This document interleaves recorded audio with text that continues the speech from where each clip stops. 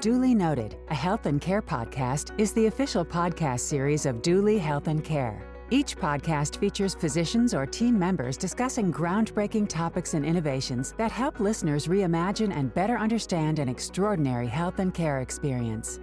Some foods can trigger strong reactions like allergies and inflammation, while other foods contain powerful medicinal and protective qualities. Duly Health and Care's Culinary Medicine program highlights food as an integral part of remedy and healing as patients learn from board-certified culinary medicine physicians, licensed dietitians, and seasoned chefs. We'll explore food as medicine and the culinary medicine program with Dr. David Dungan, internal medicine, pediatrics, and culinary medicine physician, who also serves on the clinical board of Duly Health and Care.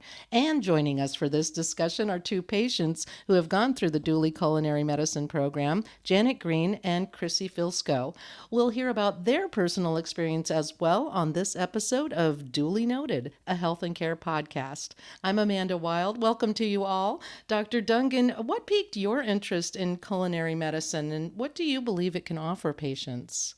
Thank you for having us, Amanda. What really piqued my interest in culinary medicine was really the evolution over decades of patient care. As an internist and pediatrician, I serve in a primary care role in the trenches, so to speak, seeing a patient when they come in with all sorts of concerns and questions. And what we noticed as a team, as well as myself personally, is when patients made impactful changes in how they ate and what choices they made for the foods that they ate, the health outcomes were just nothing short of spectacular. And so seeing that consistently over time, and then also recognizing the increasing burden of costs of pharmaceutical medications that have a significant risk or side effects, as well as the need to have better outcomes and better living for patients, I felt there had to be a different way to do this. So in a way, this sounds disruptive in medicine, but it really isn't. It's really getting back to our basic roots. Many of our historical and ancient cultures use food often to treat different maladies and diseases. And we're really now discovering the science of how all these food and food properties make a difference in our health. So that led me to create this vehicle and understand how can we get this to patients and do it in a way that's fun, instructive, and to give them the skills and confidence to have success. Well, considering the diverse backgrounds and preferences of program participants, how does the curriculum of the program cater to individual needs and preferences? Because you do ensure a personalized approach and you want it to be sustainable. I think in today's high diversity, multicultural environment that everybody lives in, you need to have the differences and appreciations for preferences, historical preferences, cuisines, ethnicity. And I think our program helps address that as we take the basic concept of what's called the Mediterranean diet. The Mediterranean diet is not just Italian food and Greek food. Lots of people mistakenly think that's the case. This came about from initially of people living in the Mediterranean region to understand what things for those patients and those persons led them to better health in that area. And then that's what formed the core principle of the Mediterranean diet. But you can apply the concept to any cuisine. All of our basic cuisines across the world are focused on plants in terms of fruits and vegetables, nuts, seeds, legumes, seafood, and whole grains. And that's the really crux of this. And so it can be applied to any regional and national or ethnic cuisine to meet the patient's personal preferences and needs and family choices.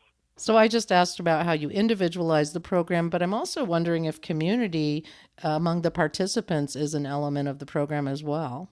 I think it's been really fun to see that develop. I think Chrissy and Janet can speak to this when they talk a little bit later as well, but I think it's been really fun to see patients support each other, to see them share ideas, to share things that maybe they've tried that worked for them and didn't work for something else. And even through the course of the class, that they're free to ask questions. We go around also during the food preparation to help them not only instruct on how to do the food preparation, but also to talk about how the different things they might be making may be helping for their particular health need in terms of that. So it's been really gratifying and enjoyable, especially from going from class 1 and then to the final class of class 6 to see how everybody really begins to band together and to really support each other on everybody's journeys. And most of us are pretty sad when that sixth class is finished. And so the nice thing is that the program is structured to still have those ways for the patients to get back together as we continue some group nutrition classes at 1, 3, 6, and 9 months after the cooking hands-on portion is completed. You mentioned how transformational this approach can be. Does a success story come to mind that you can share? There have been many through the course of our patient activity over the last year, but a couple that really stand out are some of my patients with diabetes that have had dramatic improvement of their what's called their A1C, which is a measurement of their blood sugar average over 3 months. And it's roughly a 3-month course, and have patients relate about how they've had significant improvement of those, or just how their weight is all of a sudden starting to improve or drop, or their cholesterol numbers came down, or their physician was all excited about how things had changed and improved. And we don't do anything else for the patient other than just teaching them the process of how to eat healthy and cook healthy. We don't adjust any medicines. They follow whatever recommendations come from their own doctors. So this is just kind of an add-on to their usual care, and it really gets great results. Well, speaking of patients who have gone through the program, we have two here, Janet Green and Chrissy Filskov. I have some questions for you both. Starting with you, Janet, what did inspire your decision to join the Duly Health and Care Culinary Medicine program? Well, thanks for the question. So, well, my husband, he went to his primary care physician, and she had suggested this program. Well, my husband, I'm like, how did the doctor's visit go? He's like, well, they've suggested a culinary medicine class. I'm like, what is that? And he handed it to me, and I thought it was so we actually did the class. So that's really where we started at. And Chrissy, what were your particular challenges with food habits and health conditions? Well, thank you. I had some challenges. I had triple bypass in 2019. I'm only 50. I was 49 at the time, and I had been dying for a class like this. I have diabetes and really high triglycerides, and I was having a hard time getting my weight down under 200 because really couldn't do too much. So I was looking for a class. I know how to cook, but I didn't know how to incorporate different types of foods from other backgrounds. Like, I'm Italian, so I was always cooking Italian food, but I needed something more to get my triglycerides down, to get my diabetes down, to really learn to incorporate other things that I could make for myself aside from my family, because they're all rails, skinny, tiny little things. And here's me trying to cook food that would benefit myself. As Dr. Dungan said, this really opened my eyes. I not only lost weight, I went down almost, 65 pounds. I brought my A1C down from 7 to 5.2.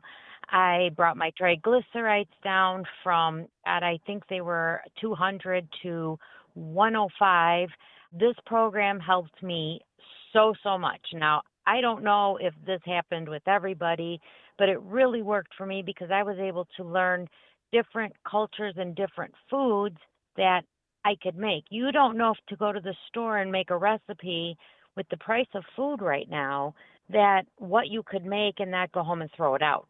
With this class, we made stuff in the class. So you were able to test different things and try different things and open your eyes and go, wow, I like this. I can go home and make this. And you were able to go home, make it, freeze it, keep it, and it was just amazing.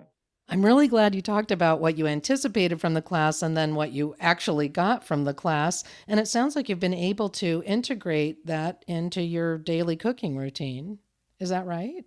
Yes, love it. I make stuff. I make stuff and let my kids try it, but they don't eat vegetables. They're in their 20s, so they eat their own way. But my husband is also diabetic, so I do make stuff that he will eat, some stuff he won't.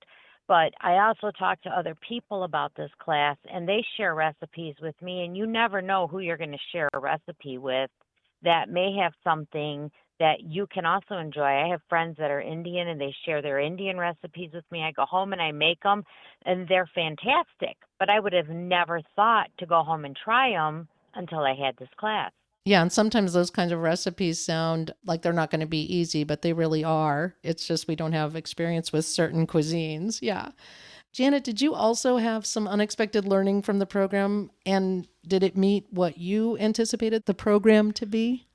I would have to say that I did learn a lot from the class. I was very happy when I was given different kinds of things to make. My husband and I have done so much with the cooking, and actually, I have lost 30 pounds from the class. It's just been amazing. I would have to say that the instructors who were there, especially Dr. Dungan, I am disabled, so I have to say he was wonderful. He would get me food and give me a chair to sit on, and he was just so wonderful. We did see a nutritionist there. She was absolutely helpful.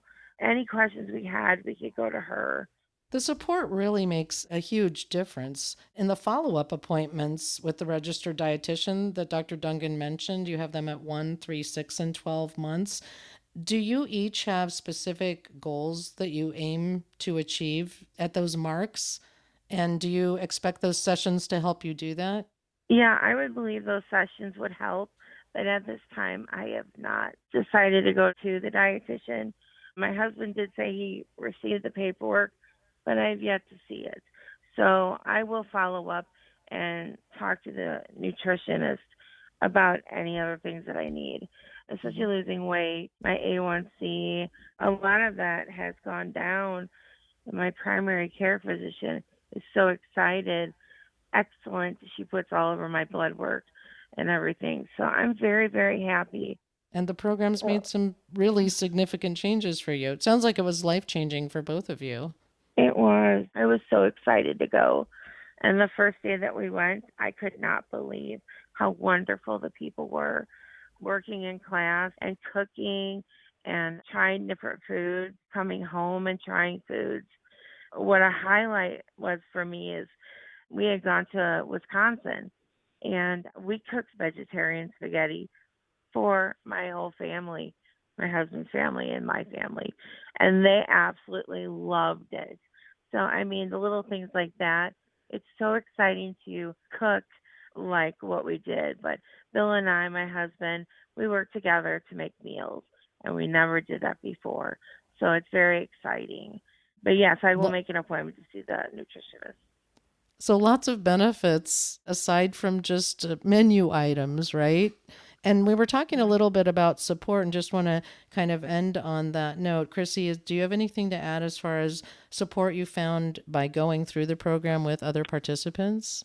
Oh, yeah, definitely. I got into the program through my dietitian, Mary, and we had been talking about it. And I had been to a lot of different dietitians between my husband and I. And Mary was really great because before the program had been announced to me, she had worked with me and worked with foods that I liked. So it was really nice because she built my menu around it. Then when I went to the classes were really geared towards making sure, like, I was allergic to mushrooms, so they made sure that they made a meal that didn't include mushrooms. And I know another girl didn't like something else or was allergic to something else.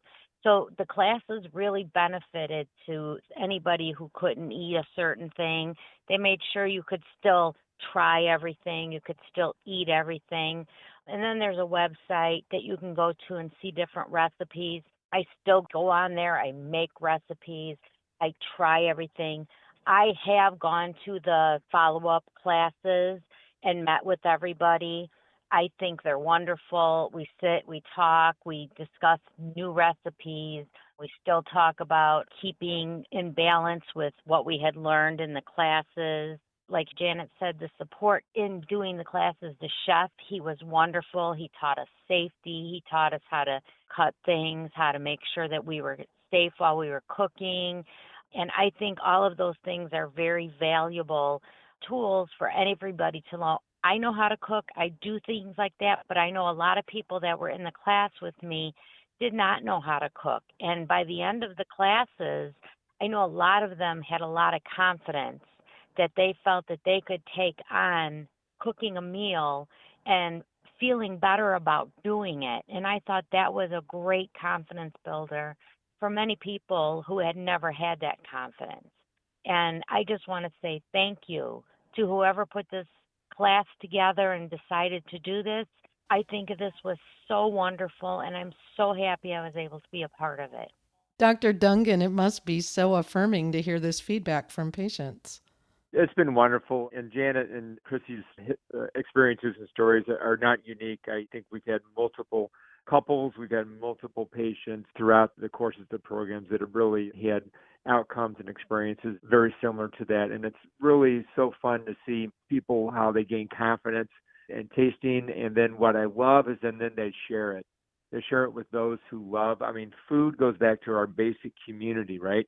Being around the table together with your family, your friends, those that you care about, and then sharing that love through health and through healthy eating is the ultimate gift to each other. And so I think also during this time of year where we think about giving and love and supporting each other through the holidays, what a better time to focus on those aspects of the program. I mean, the data is great. The clinical things are great. You know, that's for the geeky doctors like me. But I think the humanistic approaches that we provide as well, the old phrase that you can't just tell a man to go fish, you have to teach him how to fish. That's what we're doing here. We're not just telling patients to go eat healthy, because that's what most doctors do. But most doctors like myself never had any training on how to teach to do this. And so with the culinary medicine certification, I have that ability and that confidence to help teach patients to take that next step. And I'm just so excited for Chrissy and Janet's husband for their success and their positive changes they've made for their health. And that's what it's all about.